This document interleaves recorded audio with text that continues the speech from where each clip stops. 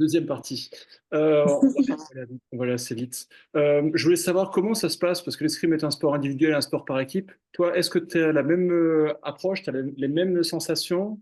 Tu te sens plus forte en individuel? C'est quoi, toi? Parce que les filles, tu les connais depuis bien longtemps déjà. Et tu as quoi comme place? Ouais. Alors moi dans l'équipe, ça fait un moment que je suis la finisseuse. Donc ça c'est toujours quelque chose qui m'a pas dérangée, que j'ai toujours où j'ai toujours été à l'aise. C'est-à-dire que tu fais le dernier relais et souvent le premier. Ou voilà, donc tu as un rôle assez important dans l'équipe. J'ai toujours réussi à me transcender par l'équipe. C'est une compétition que j'aime. J'aime le faire pour les autres. J'aime me dépasser et en général, j'ai toujours été une bonne finisseuse. Ça me transcende. Donc voilà. Après, ça reste un sport individuel et, euh, et je mets beaucoup de cœur dans mes épreuves individuelles. Et des fois, ben, je peux être un peu plus dure envers moi-même sur l'épreuve individuelle parce qu'on est plus seul. Voilà. Alors que c'est vrai que la pression et l'enjeu et la responsabilité plutôt qu'on me donne en tant que leader de l'équipe, ça peut me porter. Euh, et des fois, en individuel, ben, je connais ma valeur, mais tout est possible euh, sur un match en 15 touches, 3 fois 3 minutes. Voilà, tout est possible. Et c'est des fois, ça peut peut-être plus me stresser qu'une épreuve par équipe où j'arrive plus à me libérer. Les deux sont différents, mais j'aime les deux épreuves, mais ça reste un sport individuel pour Euh, moi. Toi, tu as un petit peu sorti, tu as commencé à l'INSEP, tu es sorti un peu justement avec l'histoire que tu nous as racontée. Ça fait longtemps que tu les connais, les filles, toi, de l'INSEP. C'est quoi ta relation avec les filles dans l'équipe? Ben, c'est vrai que notre équipe, déjà, on a enfin, à trois, Pauline, Anita et moi, on a cette composition depuis, ben, je dirais, Moscou, Longtemps. longtemps. Longtemps, en tout cas, ouais, bien 10 ans. Du coup, voilà. Après, j'ai fait des équipes avec différentes personnes. Je suis arrivée à l'INSEP à 18 ans, donc j'étais la plus jeune. Maintenant, je suis la plus vieille, donc c'est pas les mêmes statuts, c'est pas les mêmes, ouais, c'est pas les mêmes relations. Mais j'ai eu plein d'équipes différentes, plein de filles différentes. Ouais, je pense que c'était plus compliqué quand j'étais jeune parce que ben, j'ai pris une place assez importante rapidement et ça a pu faire peur quand tu es jeune à des plus anciennes. Et j'avais pas nécessairement bien compris les dynamiques de groupe, de synergie, comment il fallait faire. Ça m'a pris un peu de temps, j'étais un peu naïf. Mais aujourd'hui, avec l'expérience, ça se passe très bien. On a un groupe très sympa. Ouais, parce que moi, je vous ai suivi quand j'étais kiné et je trouvais que tu rentrais, tu étais vraiment une partie intégrante et primaire dans le groupe. Même si tu étais distante, tu revenais et tu étais toujours très sociable et vraiment très accueillante avec les petites jeunes, Merci. etc. Et c'est vrai que tu avais ce côté-là, ou même bienveillante, tu vois, je trouvais qu'il y avait vraiment ce côté-là. On va parler des jeux. Euh, Alors, 2 secondes, ouais, il faut juste que je réponde au kiné qui est en ah, bas pour le game attends ready. 2 secondes, on va mettre en pause, Euh, on va faire ça, on va mettre en pause. oui, Allez, on repart sur on la va y dernière arriver. partie, du coup. On se fait un triptyque, c'est parfait, se péter comme ça. On va parler des jeux. Euh, pour toi, qu'est-ce qui fait qu'on devient un grand champion et qu'est-ce que tu définis comme un grand champion, toi? Enfin, une grande championne, du coup. Ah, je sais pas, je pense que j'aurais pas nécessairement la même définition Justement. que la plupart des gens. Je définis pas nécessairement un champion à son nombre de médailles. Euh, pour moi, ça a toujours été les histoires derrière les médailles, parce que une vie d'athlète, elle est faite d'énormément de challenges. Et il y a des fois, il faut revenir de loin, il faut dépasser des obstacles vraiment incroyables pour être où on en est. Voilà, je dis pas qu'une médaille, par exemple, jeune, tout va bien, elle n'est pas la même que quand tu as traversé des blessures ou des choses comme ça, mais la résilience qu'il faut, la force de caractère, qu'il faut des fois pour survivre à certaines épreuves de la carrière de haut niveau, pour avoir vu beaucoup d'athlètes. ça se reflète pas nécessairement sur la médaille ou la couleur de la médaille, comme par exemple certains matchs qui peuvent être épiques ou certains moments sportifs qui peuvent être hyper émouvants, des remontées, des choses comme ça qu'on n'aura pas dans toutes les compétitions. Donc, je trouve que c'est beaucoup plus subtil que juste une médaille d'or ou un nombre de médailles d'or. Et bien sûr, je retire en rien des personnes qui ont dominé leur sport dans toute leur carrière. C'est vraiment magnifique.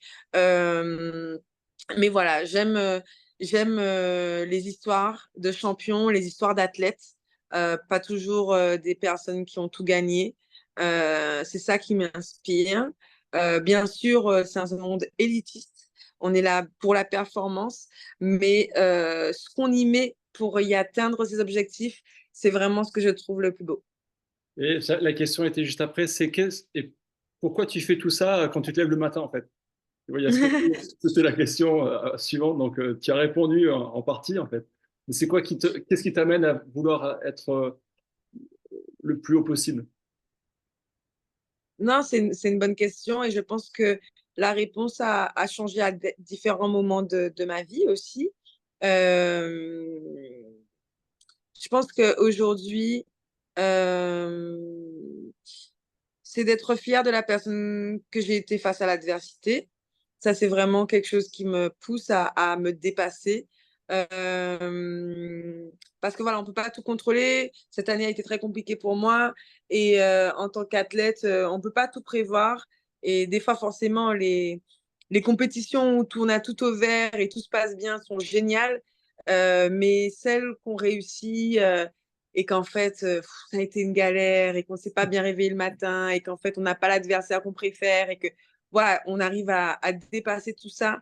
La saveur de ces moments-là, je le fais pour ça. Je le fais parce qu'il y a une flamme aussi en moi qui me dit que je suis une bonne athlète. Je suis vraiment, j'ai quelque chose encore à dire, à exprimer, à faire sur la piste d'escrime. Je pense qu'il y a un vrai amour, un amour vache des fois, mais un amour de ce sport qui voilà, qui requiert vraiment une passion de la voilà, c'est un sport passion, hein, l'escrime, on ne fait pas pour l'argent.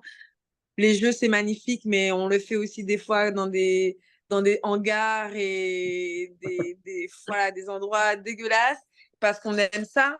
Et voilà, donc voilà, j'ai envie de m'exprimer, j'ai envie d'aller jusqu'au bout de ce que j'ai en moi. On va finir justement là, vite fait pour les jeux. Est-ce que tu as un premier souvenir? C'est quoi ton premier souvenir des jeux quand tu es petite? Pas en y étant.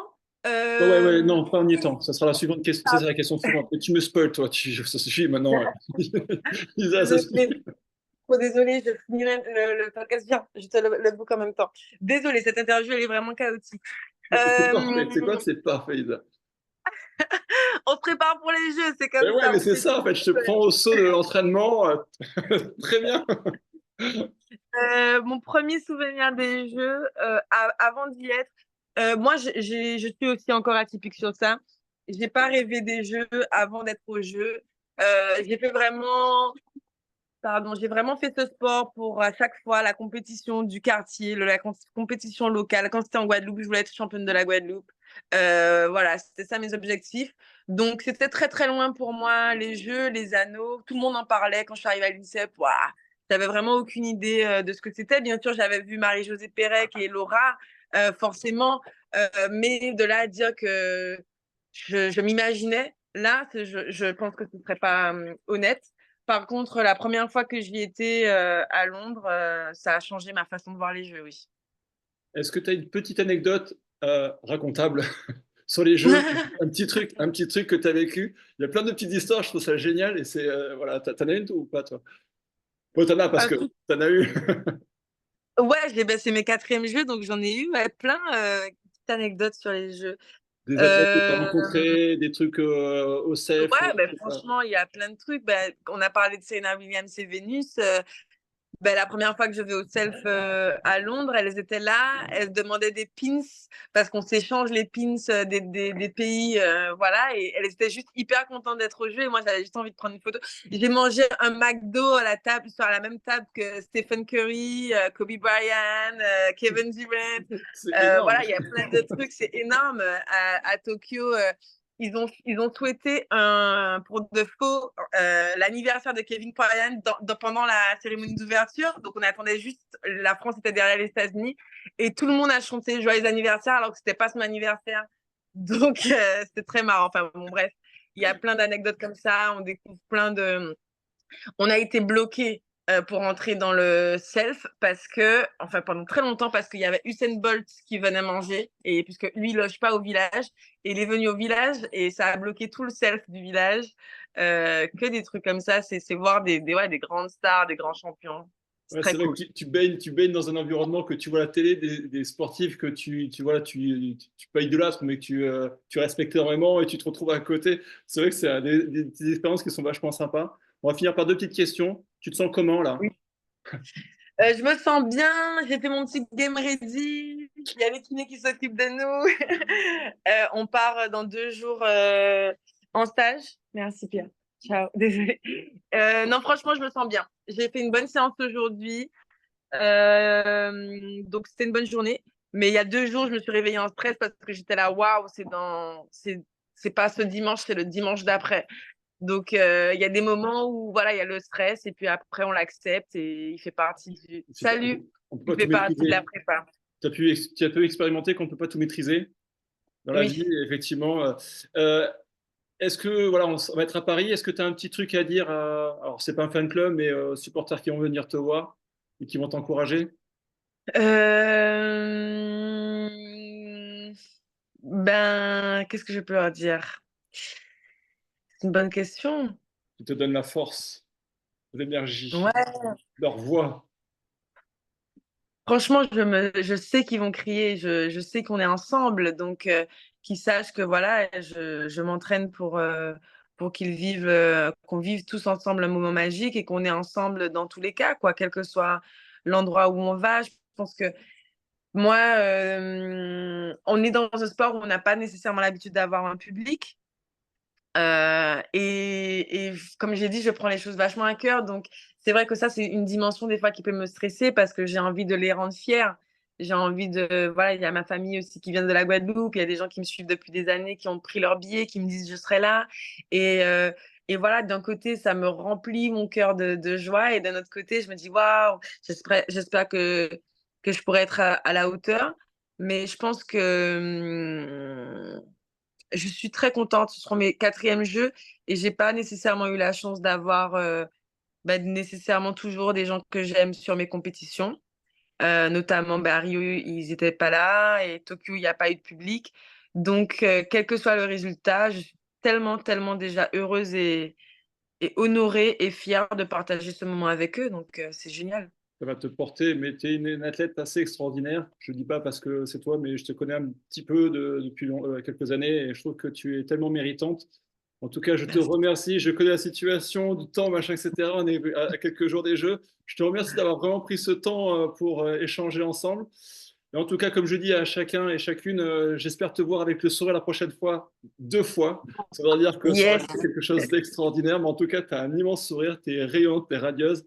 Et je te souhaite Merci. de vivre ces Jeux de la plus belle des manières, voilà, avec ton parcours extraordinaire que tu as pu avoir. En tout cas, je te remercie, je te laisse le mot de la fin. Vive les jeux. Allons, on kiffe. C'est bientôt. Merci beaucoup. Au revoir, Isa. Bisous. Ciao, ciao. Bye.